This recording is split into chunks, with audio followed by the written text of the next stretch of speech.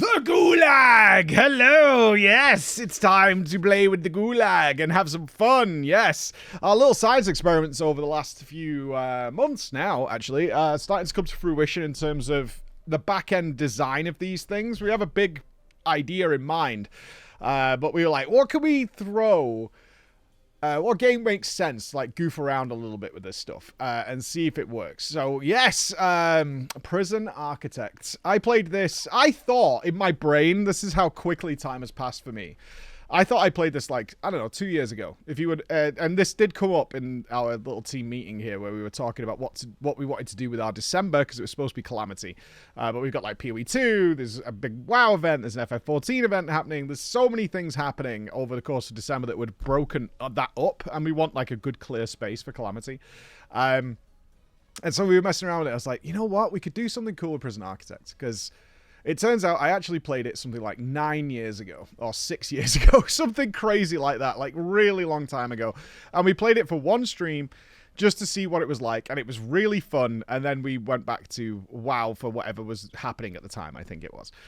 So it's been lingering in the back of my mind. It's like, I really want to do Prison Architects. Like, there's so much fun to be had there. There's so many, we can do executions, we can do death row, we can have dogs, the people could do something. And a little behind the scenes here is I did at the time manage to change all the prisoners' names to members of the stream, which is something I love to do. I like to keep that community interaction strong with the games we play if possible. Because for me, it builds better stories. That's the main thing. It builds better stories. When I think about certainly where it's worked exceedingly well, like Darkest Dungeon and RimWorld, when I think about the characters there, even though they're just NPCs in the game doing things, the moments that occur are so memorable to me and to my audience, I think, that really signifies how cool our audience can be, especially when they play into it.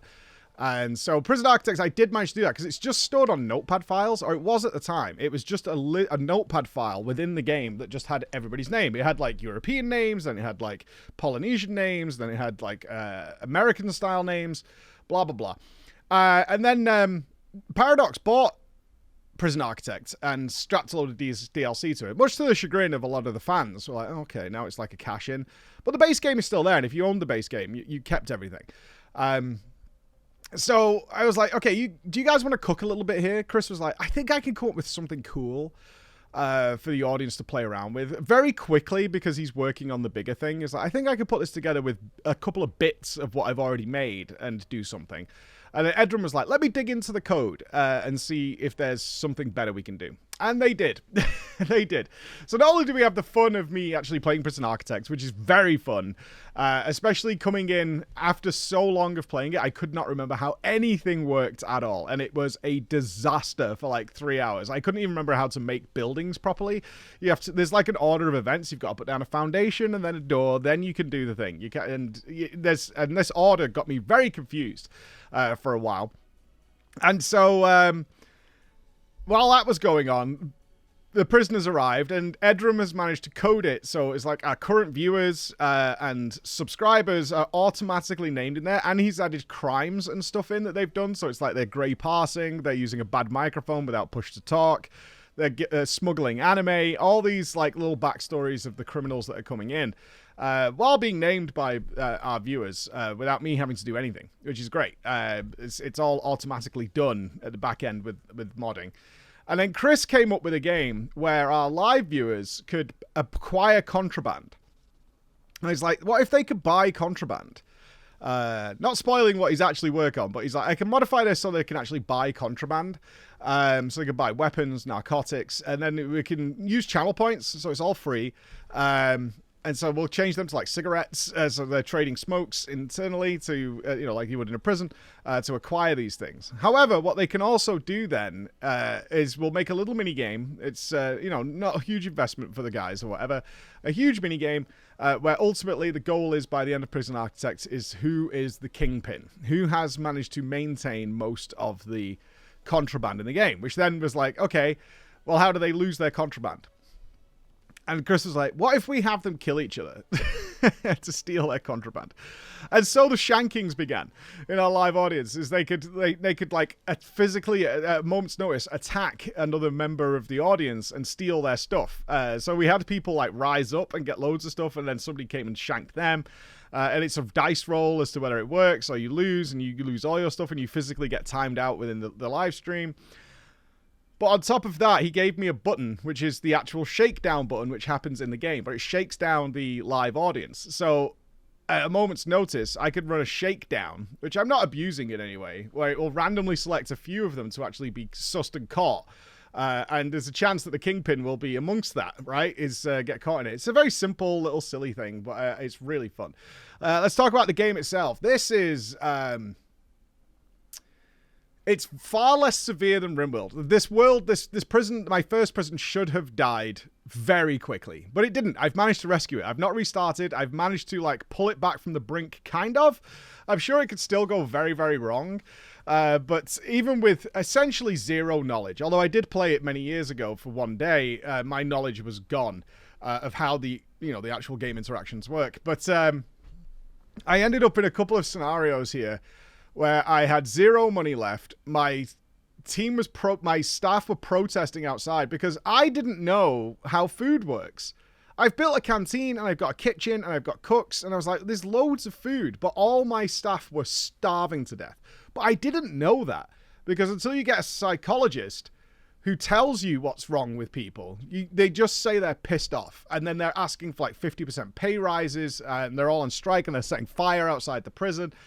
And I was like, I don't know what's going to go on here. And without an accountant, you can't give them the pay rise. It won't let you. It's like, well, you can't control the finances of the prison because you haven't got an accountant to deal with it. And I was like, Jesus Christ, man. How do I fix this? And within the game, I think in real terms, it was about 60 seconds remaining. I managed to research accountant, then fire the guy who researched the accountant, immediately hire an accountant with the money I got from that. And then give them the pay rise with about 60 seconds remaining until the whole thing fell apart and failed. Of course, during this process, my prisoners are rioting. They're killing each other. And now the stories are developing. Larelf, in particular, came in on a 21-year stretch. He's now up to 196 years because he's killed so many prisoners. He's killed so many prisoners. 196 years he's in. And he's never getting out. And I assume at some point I'm going to have to execute him, which is my goal, right? And that's how these games develop, is like, okay, I need this now. I need that. It did start off with me wanting to make a really awful gulag, as it typically does.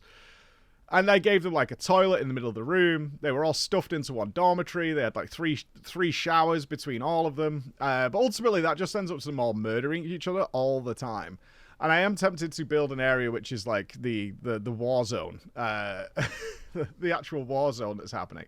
I've enabled all the options so they can form gangs and they can do all that kind of stuff.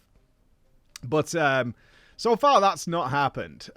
They do have a lot of contraband, though, like in-game. I did a shakedown and found so much stuff. In fact, somebody killed somebody with an electric drill, which is really dark. It's really, really dark.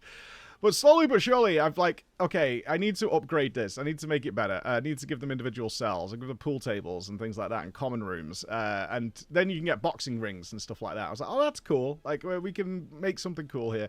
And then the fun of like design starts to kick in, is like you want it to be better and extend. And then you need to go back and like retrofit on, because I'm sure seasoned players start with like a whole vision and they pre-plan the entire prison. This is what it's going to look like, and essentially I just fill the blocks in.